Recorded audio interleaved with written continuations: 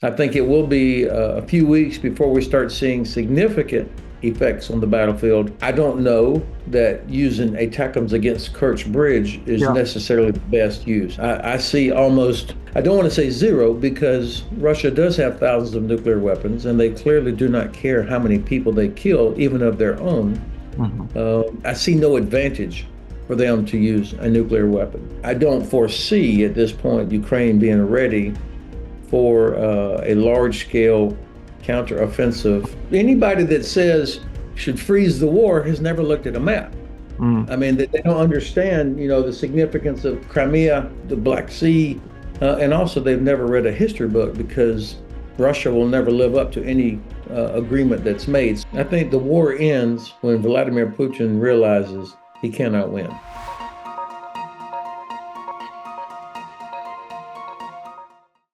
General, so Ukraine finally started receiving aid from the United States. In your opinion, how will this affect the situation on the battlefield in the foreseeable future? Well, of course, while was so frustrated that it took so long to finally get the Congress to approve it, the good news is that it's been approved, and it also reflected that the majority of Americans, as well as the majority of the Congress, supports aid for Ukraine. That's number one. Number two, this is significant on the strategic level, because it tells the Kremlin that the United States is not going to turn its back on Ukraine, that helping Ukraine is a strategic priority for the United States and for the Russians, who do not have the capability to knock Ukraine out of the war, and who hoped, and whose only hope was that the West would quit. That now has been destroyed. So that's on the positive side. I think it will be a few weeks before we start seeing significant effects on the battlefield, although it does look like some things like ATACMS are already being employed, which obviously is good news. On the other hand, the amount of the aid package, what's being delivered, of course, will only buy time for Ukraine. That buys probably a few months for Ukraine to stabilize the front, but also to rebuild and grow the size of its army. So it's very important, but this one package is not enough to win the war. It buys time. As for the ATACMS that you mentioned, in your opinion, what is the best way for us to use them? Because anyway, we will have more or less limited number of these missiles. We are not talking about hundreds or thousands, probably, obviously. So what to do with this amount that we are given by the US? Well, I was just looking this morning at a video of Secretary Lloyd Austin, our defense secretary, saying it's up to Ukraine to use these weapons however they want, which is very good news, that no these ridiculous restrictions on where you use them. I trust the general staff to make the best choices about where they will be employed. You're right, there's not an endless number, so you have to prioritize where do you get the best effect. What destruction of what targets will help Ukraine the most, and of course. You have British Storm Shadow, French Scalp. I've seen that Italy has offered some of their, I think, Storm Shadow as well. So this is part of an increased capability for Ukrainian forces of long-range precision strike. And in my view, long-range precision strike is what will, number one, make Crimea untenable for Russian forces, where the Navy and the Air Force cannot continue to operate from there, because every square meter of Crimea is within range of these weapons. And you can also undermine or neutralize the Russian advantage of mass, their numbers, by destroying Russian headquarters, Russian logistics, Russian artillery. So I would imagine that those will be the priorities.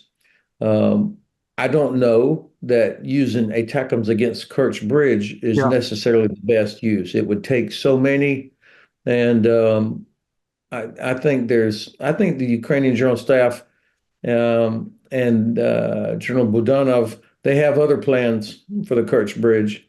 use these ATACMS to their best effect to destroy logistics, headquarters, artillery, and air bases. And what about the F-16s that are also expected in the foreseeable future? Probably we are talking about summer, maybe it will be autumn, who knows? But anyway, if we get just only 1 or 2 squadrons of them, what is the best way, again, to use them to maximum effect? And what tasks, military tasks, may they successfully fulfill? If we talk about this quite limited number of these jets.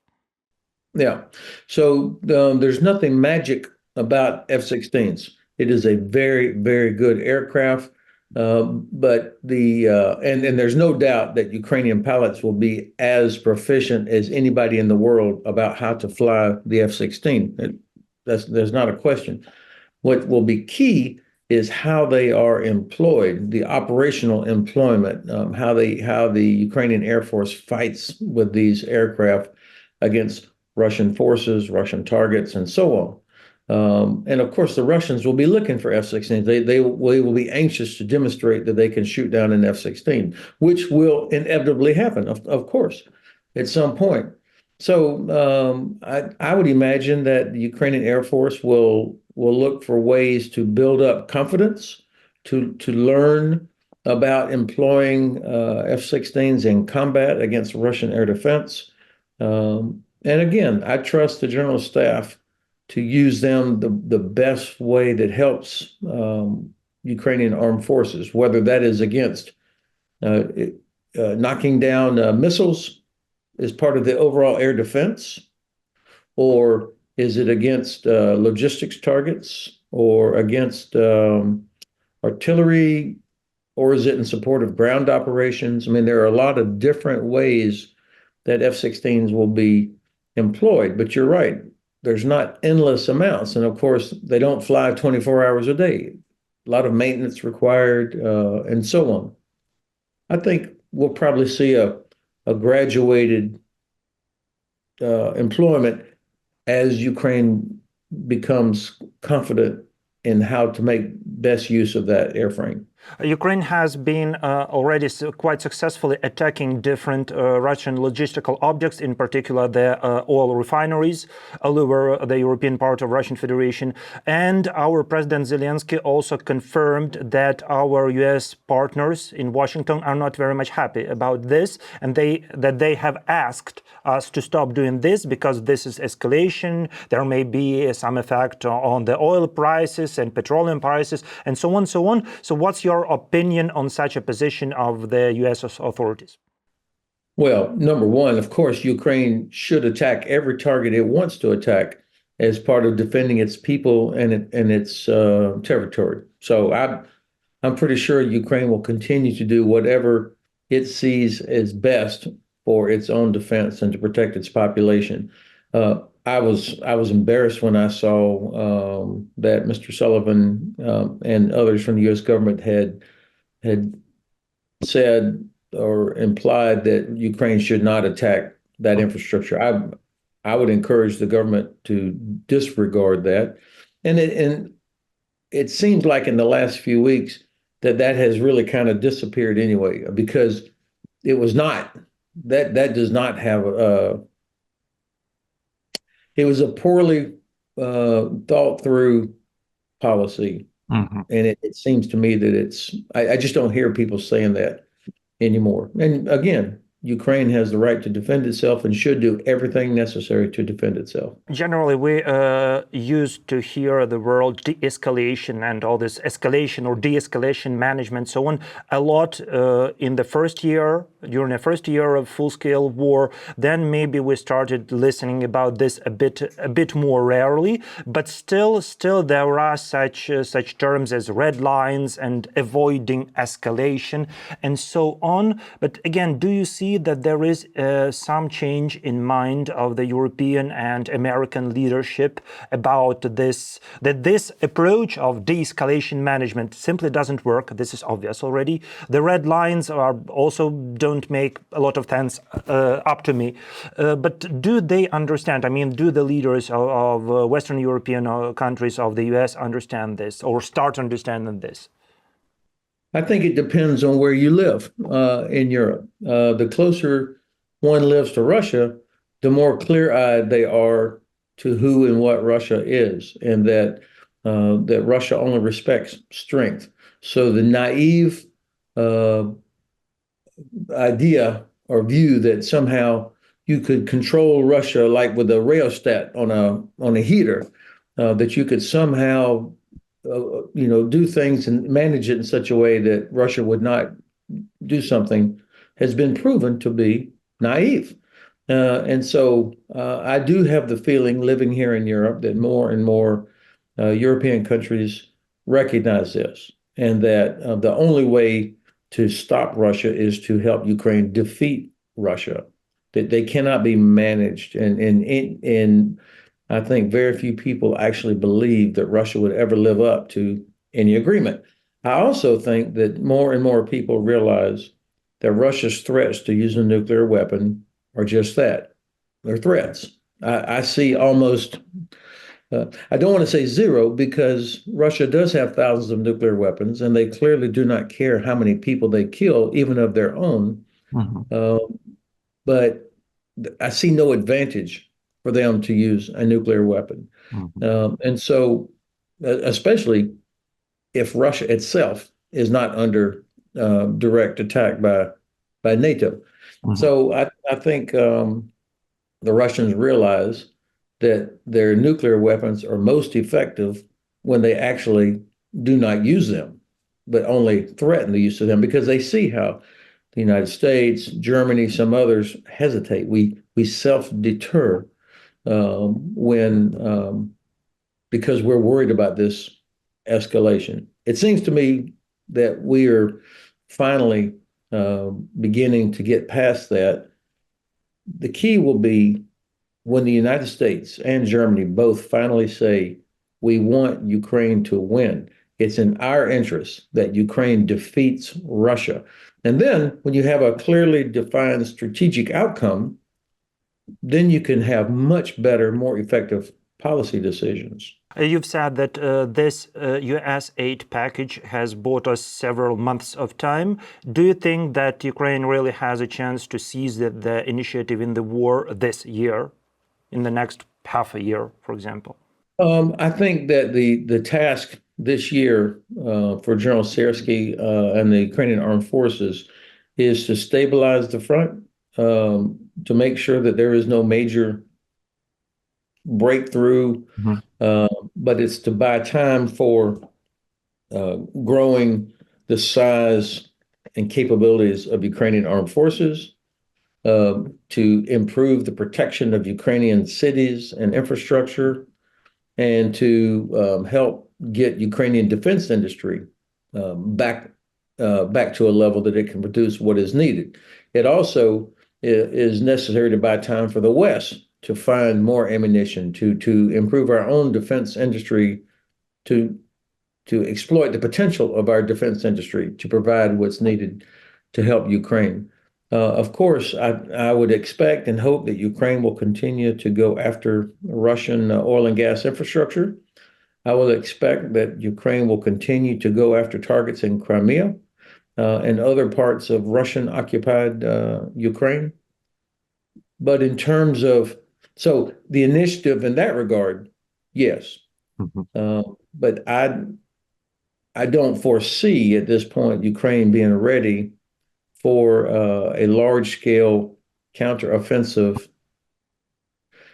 But, history is full of examples where one side managed to launch a successful counterattack without the other side expecting it.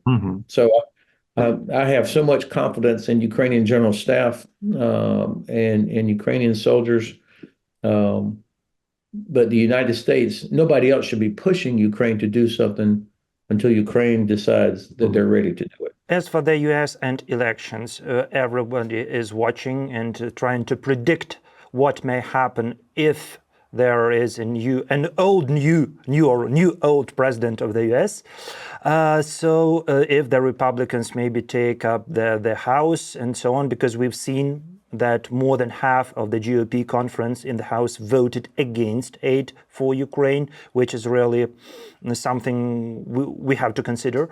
So, do you have any forecasts of your own about the possibility of some rapid change of the US strategy towards Ukraine, maybe pushing us to the table of negotiations or not, or maybe something completely different we may see? So what do you think about it? Well, what I think is that the election is 7 months away. That is a long time in American politics. A lot is going to happen. I think both in terms of world affairs, Mr. Trump is in an enormous amount of legal trouble. Most of the legal issues are going to get pushed to the right. But nonetheless, every day, there's pictures of him sitting in court. And so his image, I think, is diminished. And so I'm actually cautiously optimistic about Trump not being reelected.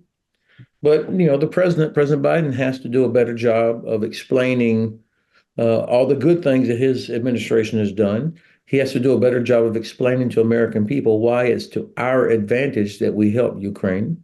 And of course, he has to address the border situation, because that is a particularly important aspect of this election year. I think most Americans support Ukraine. They understand what this is about. The president has to take advantage of that and explain that to push back against those members of Congress who have not yet decided or realized that this is in our interest.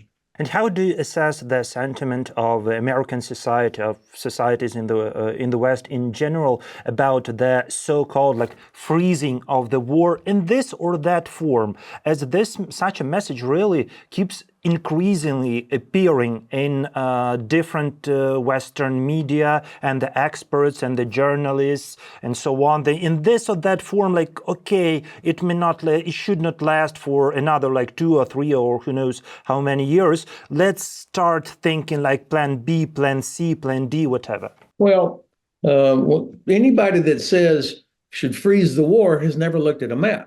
I mean, they don't understand, the significance of Crimea, the Black Sea, and also they've never read a history book, because Russia will never live up to any agreement that's made. So the idea that you could sort of freeze this conflict and that leads to a good, peaceful outcome that's sustainable is ridiculous.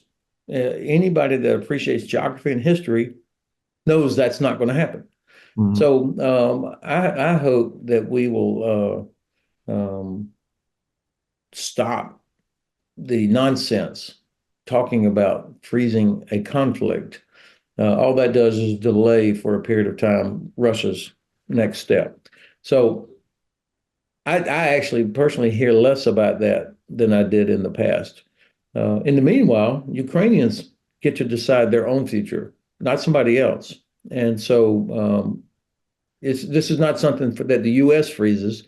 This is up to Ukraine. And I hope that the West will continue to support Ukraine in such a way that they don't feel the pressure to do that. I've speak to friends in Romania and Baltic countries and Finland. I hear there's nobody there that's interested in a frozen conflict. Our president has announced that Russia may start its own offensive or counter-offensive, how to call it better, in the course of several next weeks or months, maybe at the beginning of summer. So do you think that this may be the case? And what the directions of this possible offensive are possible? Is, in your opinion, Russia, capable of really attacking or seizing Kharkiv or surrounding Kyiv, which some people are really afraid of who live here, so on. So what's your opinion on all of this? Certainly the government has better intelligence about Russian capabilities and plans than I would. but I have not seen evidence that Russia has the ability for a massive breakthrough. I mean, that would require a total collapse of Ukrainian forces, which is unlikely. That would require Russia to have massed a large number of armored vehicles and the support, the logistics to be able to do that, to sustain something like that. I don't see any evidence of that yet. What I do see is their willingness to continue to attack and murder innocent Ukrainian civilians with air missile strikes, and to murder their own soldiers by pushing untrained people into the meat grinder. So that, I think that will continue, and especially now that we're in a period of reduced ammunition for Ukrainian forces. Assuming that the West is able to provide capabilities as quickly as possible that will help Ukraine stop that. It seems unlikely to me that Kyiv will be directly threatened by any sort of ground forces. Again, I think that would require total collapse of Ukrainian armed forces, and I just don't. That doesn't seem plausible. But look, I'll be candid with my Ukrainian friends. You have got to fix your personnel system. Tens of thousands of military-age men and women are in Germany, in Poland, and Romania, and they should be in the armed forces. This is the job of the government, to make sure that people are encouraged to join, to serve, to defend their country, and that what laws need to be changed. I mean, we're talking about the survival of Ukraine.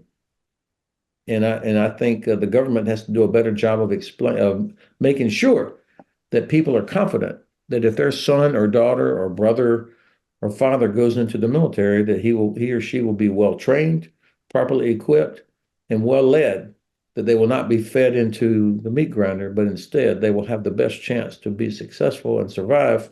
But if something happens to them, that the government will take care of that family. These are the kind of things that the government has to do.